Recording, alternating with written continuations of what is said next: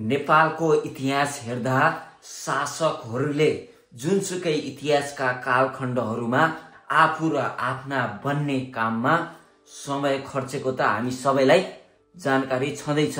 हजुर, अब सरकारले गणतन्त्र आइसके पश्चात पनि अब अहिलेको सरकारले पूर्व विशिष्टहरू जस्तै पूर्व राष्ट्रपति, पूर्व उपराष्ट्रपति, पूर्व प्रधानमन्त्री, पूर्व मन्त्री परिषद अध्यक्ष, पूर्व सभामुख, पूर्व राष्ट्रिय सभाका अध्यक्षहरूलाई भत्ता, घर भाडा मर्मत खर्च, सवारी साधन, सचिवालय सदस्य र सहयोगी दिनको लागि कानुन बनाउने तर्खरमा लागिरहेको छ।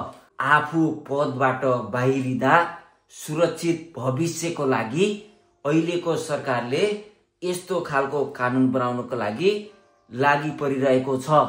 यस्तै खालको सुविधा प्राप्तिको लागि कानुन बनाउनको लागि 2069 सालमा तत्कालीन बाबुराम भट्टराईको सरकारले पनि, त्यस्तै 2072 मा सुशील कोइराला सरकारको पालामा र 2073 मा केपी ओली र प्रचण्ड समेतले यस्तै खालको सुविधाको लागि कानुन बनाउन प्रयत्न गरेका थिए।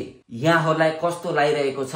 सरकार निर्माण देश र जनताको लागि समेत काम क्रियाकलाप गर्ने कि आफ्नो पद पश्चात, सरकार परिवर्तन पश्चात आफ्नो भविष्य सुनिश्चित गर्ने?